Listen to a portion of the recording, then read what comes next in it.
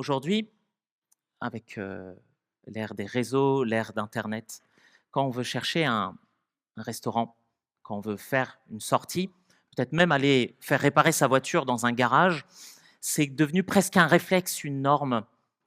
On consulte sur internet pour savoir si ce prestataire de service, si ce garage, si ce restaurant est bien noté.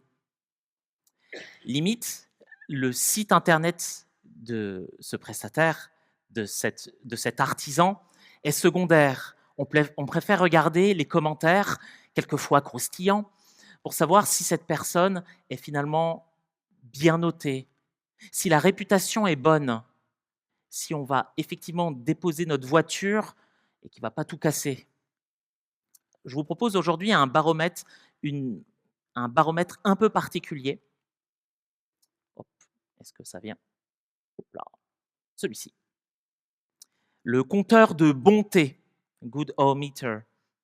Alors, le principe est simple, c'est pour juger les gens au lieu de juger celui dans lequel on veut bénéficier d'un service. Alors, on arrive dessus et ce compteur compte nos bonnes, nos mauvaises actions, nos pensées, nos intentions, et ça montre, sur cette petite échelle, si on a le droit d'accéder au paradis ou pas.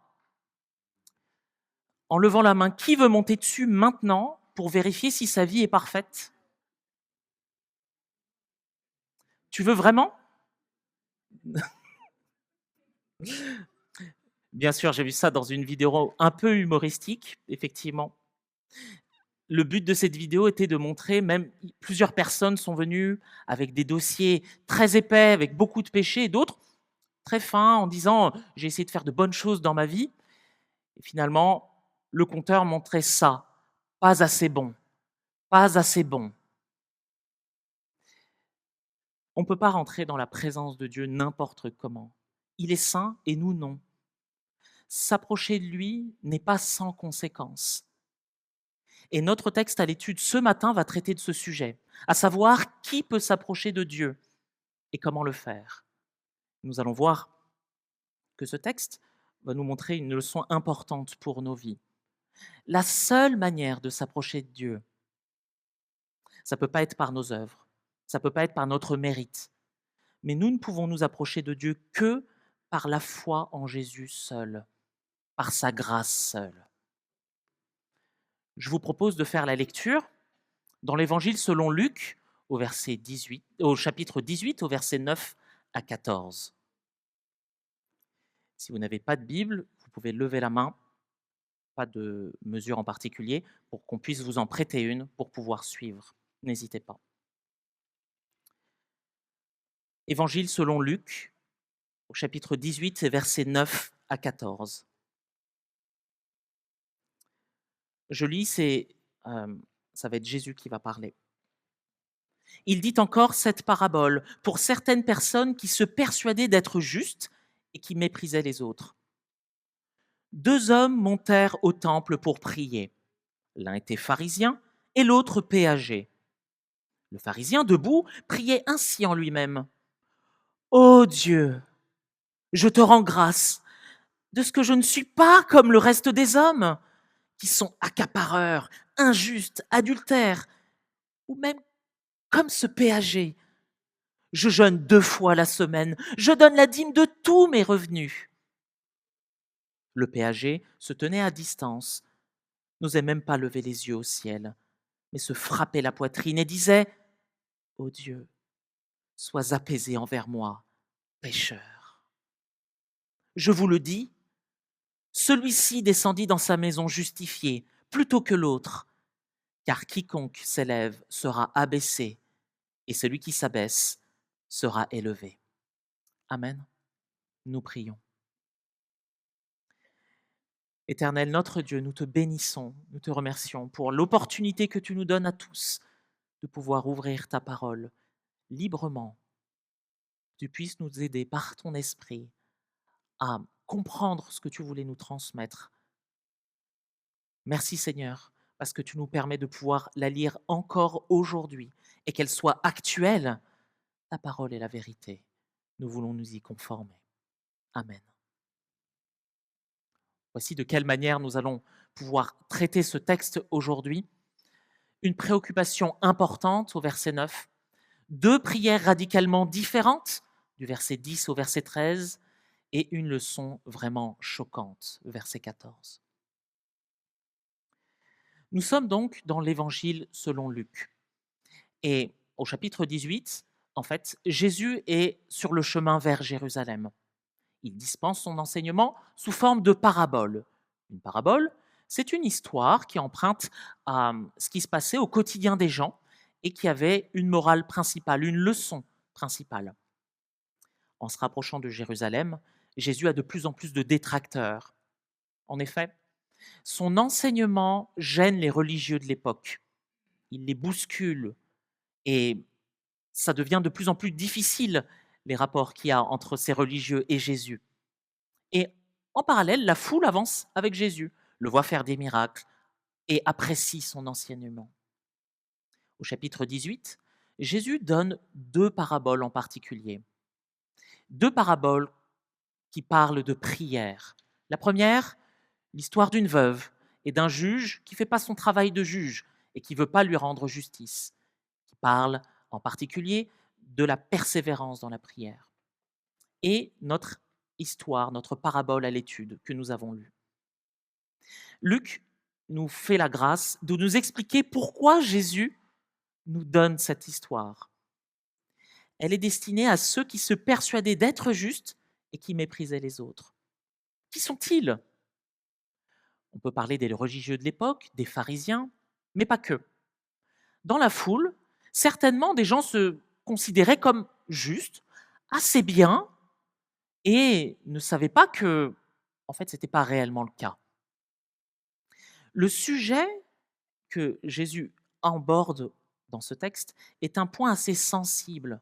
Et cette parabole peut sembler un peu insignifiante. On peut rapidement tirer peut-être une conclusion, mais elle a tout son sens encore pour nous aujourd'hui. Être juste, si on vous parle de quelqu'un qui est juste aujourd'hui, à quoi pensez-vous? Vous ne pensez pas à quelqu'un qui va dire quelque chose à une personne et puis elle va dire l'exact opposé. Vous allez penser à quelqu'un qui va être équilibré, qui va dispenser de bonnes paroles et qui va ne pas être défavorable. Il va traiter tout le monde à peu près de la même manière. Ça va être quelqu'un d'assez bien, d'assez pesé, réfléchi. Être juste, finalement, être quelqu'un de bien, c'est une préoccupation importante. On en a parlé tout au début, et on peut le voir encore aujourd'hui avec les réseaux, par exemple. La réputation, l'image que l'on donne est primordiale. D'ailleurs, il suffit que quelqu'un nous calomnie pour que son image soit complètement salie. Et la réputation, c'est dur à sauver. On cherche la validation auprès de telle ou telle personne pour pouvoir paraître quelqu'un de bien. Ça peut passer par un look, par un langage, par des idées qu'on défend, par des idéaux, des combats politiques, économiques, écologiques. Mais on peut se poser la question de savoir avec quelles normes on peut être juste. On ne cherche pas vraiment à être juste auprès d'un bandit, auprès de quelqu'un qui est mauvais, de manière explicite, un voleur, un menteur. On cherche à être bien, juste, par rapport à peu près tout le monde, dans la société, ce qui est la plupart du temps accepté. Plusieurs moyens de pouvoir être juste en particulier. Certains se montrent sur les réseaux sous un super jour.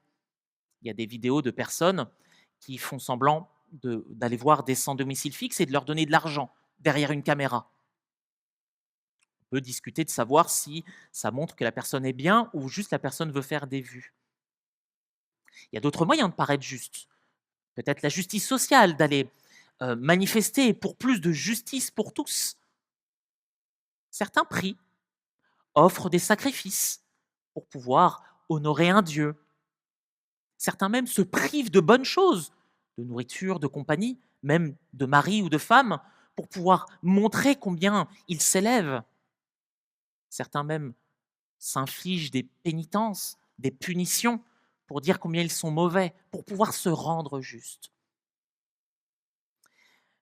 Notez que la justice est un peu à géométrie variable.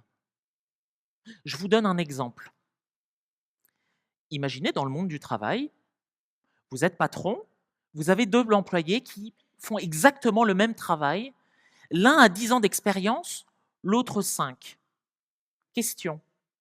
Est-ce qu'ils doivent être payés de la même manière? Est-ce que c'est juste de les payer de la même manière alors qu'il y en a un qui est plus expérimenté que l'autre pour le même travail? Ça se discute. Et rapidement, si on commence à prendre une solution plutôt que l'autre, eh ben, ça peut créer des problèmes dans l'entreprise. Entre les gens, on va essayer de montrer que l'autre est moins qualifié et qu'on mérite plus. Bref, le manque de justice ou le choix que l'on prend pour pouvoir dire que quelqu'un est juste entraîne des problèmes les uns avec les autres. Et nous, en tant que chrétiens, qu'est-ce que c'est être juste? Être juste, c'est être agréé de Dieu. Et donc, il faut obéir à sa norme à lui plutôt qu'à la nôtre, à sa justice par rapport à la nôtre. L'enjeu, la vie éternelle avec Dieu. Et il ne laissera pas rentrer n'importe qui dans le paradis, parce que celui qui n'est pas juste n'héritera pas du royaume de Dieu. En ce moment, cet été, dans certaines municipalités en France, on voit ce genre de panneau. En ville, je m'habille. En fait, les gens allaient à la plage directement et ils passaient directement de la case plage à la case magasin au restaurant sans passer par la case je mets un t-shirt. On y allait direct en maillot de bain ou torse nu pour les hommes, directement en maillot de bain. Et ça gênait un peu les gens et les commerçants. Donc il y a eu des arrêtés municipaux dans plusieurs villes, j'ai mis plusieurs exemples, mais il y en a plein d'autres, pour pouvoir verbaliser et donner une amende de 35 à plus d'une centaine d'euros pour les gens qui ne s'habillent pas et qui restent en maillot de bain. Ils interdisaient même l'accès à la ville pour ceux qui ne sont pas habillés décemment, selon eux. Quoi qu'on puisse penser de ces campagnes publicitaires, la question est similaire avec Dieu. On n'entre pas dans sa présence n'importe comment. Et ce n'est pas nous qui décidons de quelle manière on doit y rentrer, mais lui. Alors, être juste devant Dieu est une question cruciale. Ça l'était à l'époque, ça l'est encore pour nous. 1 Corinthiens 6, 9 nous dit « Ne savez-vous pas que les injustes n'hériteront pas du royaume de Dieu ?» Jésus est pertinent dans son approche. Il sait ce qu'il y a dans les cœurs. Alors, il va donner une histoire pour illustrer ce point. Il va enseigner sur 2 hommes qui montent au temple pour prier. Ce sera notre deuxième point. Alors, on entre au cœur de cette parabole et pour bien la comprendre, nous avons besoin de nous mettre dans la peau des auditeurs à l'époque. Jésus parle dans leur contexte et pas le nôtre. On y va. 2 hommes montent au temple. Le temple, qui était le siège représentatif de la présence de Dieu au milieu de son peuple. Le premier homme qui monte, c'est un pharisien. Qui est-il? Acte 26, verset 5 nous dit que les pharisiens étaient la secte la plus rigide du judaïsme de l'époque. Le parti le plus influent sur la vie religieuse, qui mettait en avant l'observation stricte de la loi et la piété. Enfin, la piété un peu extérieure. Les dispositions du cœur étaient un peu secondaires. Donc on a affaire à un homme religieux assez pointilleux sur la loi. J'ouvre une parenthèse. Alors nous, on connaît la fin de l'histoire. Mais à l'époque, ce n'était pas le cas. Et on a tôt fait, quand on lit les évangiles, de condamner tout de suite les pharisiens. Pourtant, c'était des gens qui étaient intéressés par la loi de Dieu. Certes, ils avaient un défaut de compréhension, mais ils la connaissaient très très bien. C'était des gens très érudits, intelligents. On n'était pas pharisiens comme ça. Jésus ira jusqu'à même dire en Matthieu 23, verset 3, « Faites ce qu'ils disent ». pas ce qu'ils font, mais faites ce qu'ils disent. En fait, si on avait des pharisiens parmi nous, on ne souhaite pas que ça soit le cas, mais ce seraient des gens très intéressés par les Écritures, les connaissant vraiment, capables de citer des chapitres entiers. Donc avant de les condamner, il faut juste prendre en compte qui c'était. Je ferme la parenthèse. Donc on a une histoire avec un pharisien qui monte au temple prier. Jusque-là, tout est normal. Deuxième homme, un péager, un publicain, un collecteur de taxes. Et là, ça a dû grimacer. Un petit rappel historique s'impose.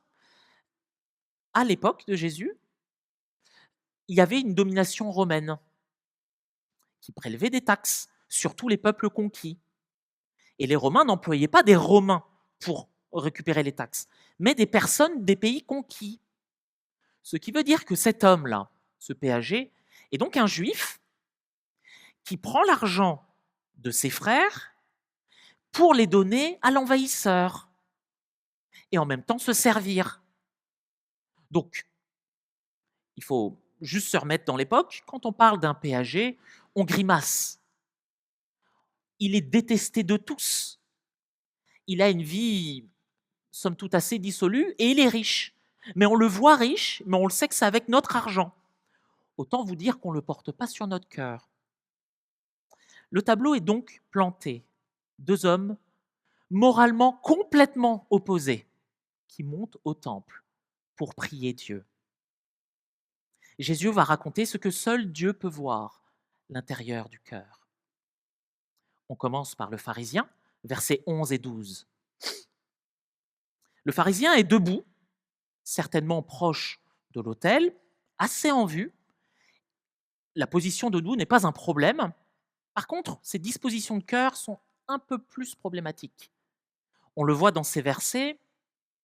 C'est quand même une drôle de prière, non? Le pharisien ne prie pas vraiment Dieu. Il ne rend pas vraiment grâce pour ce que Dieu fait. Il dit, je te rends grâce de ce que je suis différent des autres. Moi, je suis dans une case à part. Il y a les autres et puis il y a moi. Il vante ses mérites et il se différencie des autres. Je relève 3 défauts dans cette prière. Le premier est l'orgueil, assez évident.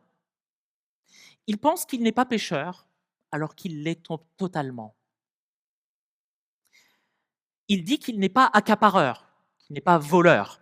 Pourtant, Matthieu 23, 14 nous dit « Malheur à vous, spécialistes de la loi et pharisiens hypocrites, parce que vous dépouillez les veuves de leurs biens, tout en faisant pour l'apparence de longues prières. À cause de cela, vous serez jugés plus sévèrement. » Le pharisien se disait qu'il n'est pas injuste. Pourtant, ils condamneront un innocent, quelqu'un sans péché, Jésus, et le mettront à mort. Il dit qu'il n'est pas adultère, c'est-à-dire infidèle à la loi. Pourtant, Marc 7, 13 nous dit « Vous annulez ainsi la parole de Dieu par votre tradition que vous vous êtes donnée, et vous faites bien d'autres choses semblables. » Le pharisien est bien plus coupable que ce qu'il dit. Et pourtant, il vante ses qualités, mais c'est des qualités qu'il n'a pas vraiment. Il dit qu'il jeûne 2 fois la semaine. La loi prescrivait un jeûne par an. Lui, 2 fois la semaine. Vous imaginez? Pourtant, ce jeûne, ce n'est uniquement que pour se faire valoir, pour montrer qu'il jeûne et qu'on puisse voir qu'il jeûne. Ça n'a produit aucune adoration de Dieu, aucune humilité, aucun abandon de soi. Juste, je jeûne 2 fois la semaine. Waouh! Bravo! Et il dit qu'il donne la dîme de tout. Dans l'original, de tous ses revenus, c'est le même mot que pour dire s'accaparer, récupérer pour soi. Imaginez un voleur qui, après son butin, donne une partie pour Dieu. Est-ce que c'est vraiment agréé de Dieu? Je ne pense pas. Donc la dîme de tout, sur quelque chose que tu t'accapares, pas réellement une bonne chose. Deuxième défaut, le manque d'amour, le mépris de l'autre. C'est assez clair dans le verset 11. Il n'est pas comme le reste des hommes. En fait, les autres lui servent de faire valoir. Pour briller, il faut mettre à côté des gens qui sont pas bons, ou au moins les considérer comme mauvais. Et troisième défaut, l'hypocrisie. Il ne rend pas du tout grâce à Dieu. Il se flatte lui-même dans un monologue pour montrer combien il est bon et juste et combien finalement il mérite. C'est une drôle de prière. Elle est différente de celle du péager au verset 13. Lui, il a une posture différente, les yeux bas. Il est à distance de l'autel. Il veut rentrer dans la présence de Dieu, mais il sent qu'il n'en est pas digne. Il se frappe la poitrine, signe de contrition, de douleur. Et les coups qu'il se met, c'est autant de coups sur son cœur qui montrent qu'il est coupable. Il est mauvais, il vit une mauvaise vie, et il le sait. Sa prière est courte, simple, mais biblique. Il s'adresse vraiment à Dieu, parce que pour lui, Dieu, c'est sa seule chance de miséricorde. Quand il dit « sois apaisé envers moi », sois apaisé, c'est le même mot qui veut dire rendre propice. Qu'est-ce que ça veut dire rendre propice? C'est être accepté de Dieu, apaiser sa colère par un sacrifice. Si ce péager, à la vie dissolue, appelle à Dieu, c'est qu'il sait qu'il est capable de pardonner les péchés et il s'en remet à sa seule grâce pour justement avoir ce pardon. Comment savait-il que justement Dieu pouvait le pardonner, lui le pécheur? Jésus n'était pas mort encore. C'est Jésus qui raconte cette histoire. C'est que l'Ancien Testament prévoyait déjà cette miséricorde et montrait de quelle manière les gens pouvaient être sauvés. Galates 3, verset 8 nous dit aussi l'Écriture, prévoyant que Dieu justifierait les païens par la foi, a d'avance annoncé cette bonne nouvelle à Abraham. Toutes les nations sont bénies en toi. Versets 13 et 14.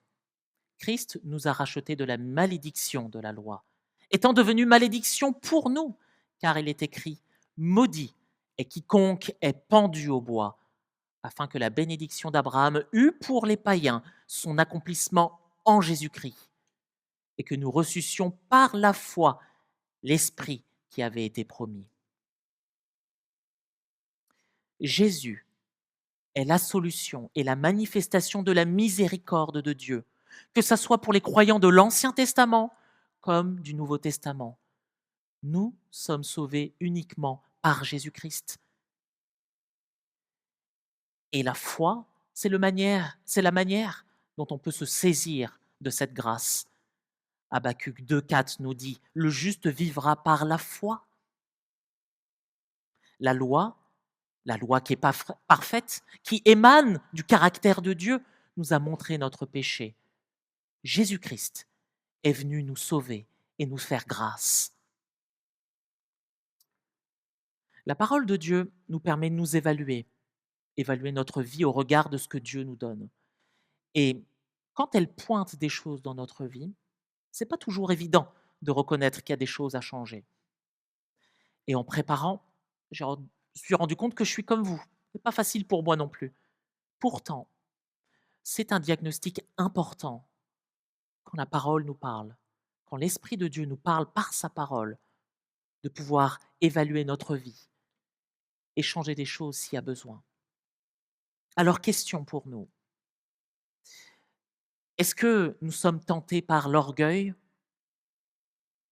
Est-ce que tu penses que tu es quand même, bon, tu n'es pas aussi orgueilleux que ça pour dire que tu es meilleur que tout le monde, mais quand même, quand tu vois certaines personnes, tu te dis, je suis quand même mieux qu'eux, quoi. Moi, je mérite, je suis quand même pas si mal, je suis quand même mieux que ces gens-là. Si c'est le cas, souviens-toi d'une chose,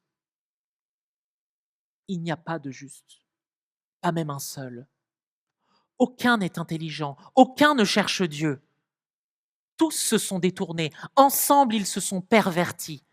Il n'y en a aucun qui fasse le bien, pas même un seul, pas même toi. Est-ce que tu as un souci avec l'amour pour les autres? Les autres autour de toi te servent de faire valoir pour briller? Ou c'est un obstacle pour qu'on puisse voir combien tu es bon, combien tu es magnifique et merveilleux? Tu penses que toi, tu es vraiment avancé dans la vie chrétienne et que eux, ils galèrent encore avec des péchés grossiers. Moi, j'ai déjà dépassé tout ça. Souviens-toi de ce que Paul dit aux Philippiens. Philippiens 2, versets 3 à 5.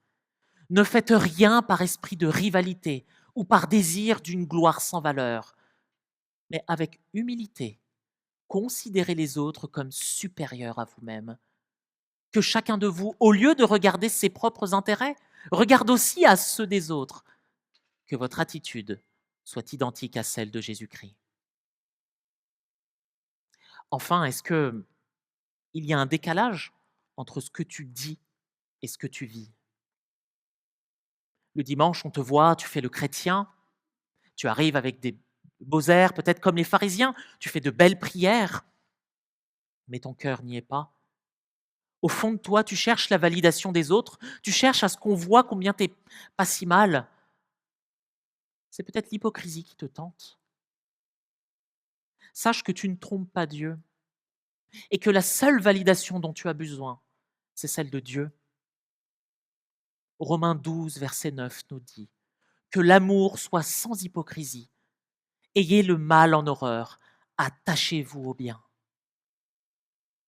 La prière du publicain, du péager, montre une approche de Dieu plus humble, conforme à l'attitude que Dieu attend de nous. Il s'approche de Dieu en reconnaissant la grandeur de Dieu et sa toute petitesse. Il sait qu'il est pécheur. Donc, nous avons besoin, comme lui, de la grâce de Dieu, de sa miséricorde, parce que nos péchés méritaient la mort éternelle. Et Dieu était parfaitement juste en prononçant cette sentence. Si la préoccupation d'être juste est importante au point de monter au temple pour ces deux hommes, si cette préoccupation est importante pour nous, alors la fin de cette histoire va nous intéresser particulièrement. Et elle a été choquante pour les auditeurs à l'époque. Et elle mène à une leçon importante pour nous. Ce sera notre dernier point. Alors les deux hommes prient et quittent le temple. Et Jésus nous dit quelque chose qu'on ne peut pas savoir, qu'on ne peut pas voir d'apparence, mais ce qui est au cœur. Verset 14, celui qui est justifié, agréé de Dieu, c'est le péager et pas l'autre. Choc, scandale, deux questions nous viennent. Comment ça? Le pécheur notoire, là, cet escroc, lui, il est justifié devant Dieu? Comment ça? Alors on peut faire le mal, et après on vient, on prie au Seigneur, et puis ça passe? Qu'est-ce que c'est que cette justice de Dieu? De l'autre côté, comment ça? Le pharisien, là, le religieux jusqu'au bout des ongles, qui fait des efforts que je ferai moi jamais, lui, il n'est pas justifié? Mais si lui n'est pas justifié, qui peut l'être? La leçon que Jésus voulait donner dans cette histoire nous montre le cadre dans lequel nous pouvons être déclarés justes. Déjà, première préoccupation, oui, il suffit d'une repentance sincère pour être agréé de Dieu, pour pouvoir être changé, que lui nous attire à lui et qui transforme notre cœur. Il suffit de pas grand-chose. Mais notre nature n'aime pas ça. Il faut mériter notre salut. Je voyais dans une vidéo qui parlait de la religion plus. Vous la connaissez celle-ci? Il ne faut pas que Jésus, il faut Jésus plus d'autres personnes. Il ne faut pas que la foi, il faut la foi plus les œuvres pour être sauvé. Il ne faut pas que la grâce, il faut la grâce plus le mérite, la religion plus. On aime bien cette notion de mérite, d'effort pour mériter notre salut. Pourtant, Éphésiens 2, 8 à 10 nous dit, en effet, c'est par la grâce que vous êtes sauvés, par le moyen de la foi. Et cela ne vient pas de vous, c'est le don de Dieu. Ce n'est pas par les œuvres, afin que personne ne puisse se vanter. En réalité, c'est lui qui nous a fait. Nous avons été créés en Jésus-Christ pour des œuvres bonnes que Dieu a préparées d'avance afin que nous les pratiquions. Notre vie est justifiée par la foi en Jésus-Christ. Mais cette vie justifiée ne produit pas l'inaction, ne nous laisse pas oisifs à ne rien faire. Elle produit l'action et qu'on puisse œuvrer pour Jésus. Pas pour nous sauver, mais pour attester que notre vie a été changée. Et effectivement, pour certains, c'est complètement injuste. On peut faire tout le mal dans notre vie, et puis tout à la fin, dire « Oh pardon », et ça passe. Il n'est pas question de ça ici. Ce serait dire que la repentance que Dieu offre est une repentance au rabais. Se repentir, demander pardon à Dieu, c'est attester d'un changement de cœur radical. On ne continue pas à pratiquer le péché dans nos vies, mais on décide, par la force que Dieu nous donne, de lutter encore contre le péché. Certes, il est là, et on a besoin de revenir à Dieu chaque jour, mais nous avons changé de maître, nous avons changé de Seigneur, nous sommes passés des ténèbres à la lumière. Le Saint-Esprit habite en nous. Nous sommes maintenant le temple du Saint-Esprit. On ne fait plus tout ce qu'on veut, on suit notre Seigneur.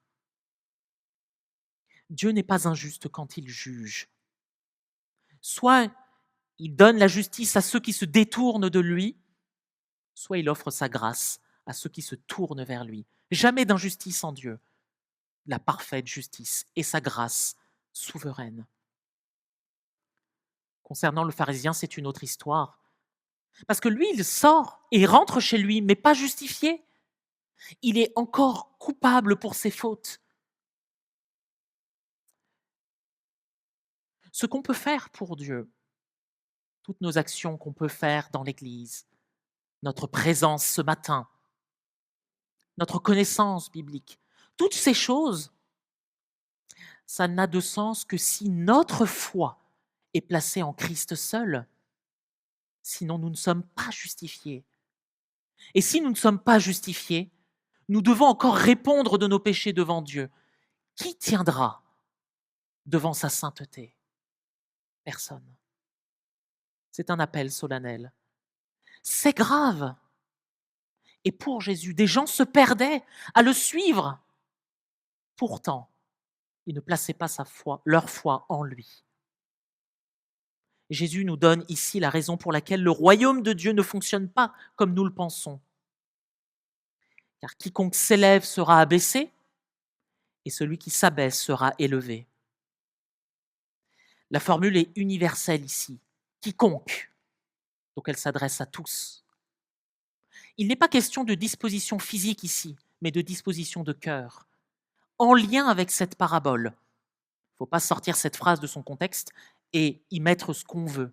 C'est lié au contexte immédiat de cette parabole. Celui qui s'élève avec sa propre justice devant Dieu sera abaissé. Il va récolter la non-justification devant Dieu. Et il devra répondre. Par contre, celui qui s'abaisse à demander grâce à Dieu sera élevé par la justice de Christ, à la nôtre. Tout le propos de Jésus est de montrer que la justification ne peut pas se faire par les œuvres, même les meilleures, mais par la confiance que Dieu pardonne les péchés et nous fait grâce. Dans le temple, il y avait un autel. On mettait une offrande pour le pardon des péchés, pour montrer pédagogiquement que le péché mérite la mort. Jésus sera le sacrifice ultime pour nos péchés. Et il a fallu que Dieu s'incarne, prenne la condition d'homme, vive une vie juste et parfaite sur cette terre pour mourir pour nos péchés, afin que sa justice soit transférée à notre compte et que lui absorbe nos péchés, afin que nous soyons déclarés justes devant Dieu et que nous puissions demeurer devant lui. La bonne nouvelle, cette bonne nouvelle, ce n'est pas juste un coup de boost au début de notre vie chrétienne. Certains pensent même que la grâce est juste une aide pour avancer un peu plus vite, mais pas indispensable. C'est une erreur de penser cela. La grâce de Dieu est indispensable à nos vies.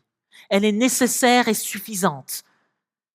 Et nous devons y revenir chaque jour, parce que notre cœur, il a plutôt tendance à vouloir s'attribuer les mérites au fur et à mesure de notre vie. L'amour doit également dominer nos cœurs. Si nous avons un cœur humble, si nous avons besoin de la grâce de Dieu chaque jour dans nos actions, de la même manière, on va pouvoir faire grâce à notre frère, notre sœur. On ne va pas chercher à l'écraser, le dominer, ou à pointer là où il n'est pas bon, et à dire, oh là là, t'entends la prédication? C'est pour lui, il en a tellement besoin. Pas besoin d'être un si grand pécheur. Aucun péché n'est toléré dans la présence de Dieu. Et nous avons tous péché. Le salaire du péché, nous dit Paul dans Romains, c'est la mort. Mais le don gratuit de Dieu, c'est la vie éternelle en Jésus-Christ notre Seigneur. Nous devons arrêter de penser que l'autre a besoin plus que nous. On en a tout autant besoin. L'Évangile est pour nous, à chaque étape de notre vie chrétienne. Nous sommes de base des pécheurs méritons l'enfer. Alors pourquoi avoir de l'ego, avoir de l'orgueil vis-à-vis des autres? Jésus nous commande d'aimer nos frères et nos sœurs comme nous-mêmes, alors que nous puissions le faire avec humilité. Cette parabole nous invite à venir à Christ humblement. Nous avons vu que transgresser la loi de Dieu suffit pour que nous devions répondre de nos actes devant Dieu et mériter l'enfer. Question pour nous. Où est-ce que nous avons mis notre assurance pour la vie éternelle? Où est-ce que nous avons placé notre espoir? Dans notre travail? Dans notre succès professionnel? Dans notre famille? Dans notre église peut-être? Dans notre conjoint? Dans nos enfants?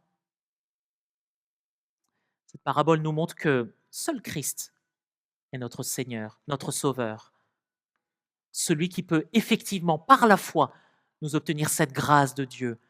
Jésus t'appelle. Reconnais-le. Place ta confiance en lui et décide de vivre pour lui. Romains 5, versets 1 à 2.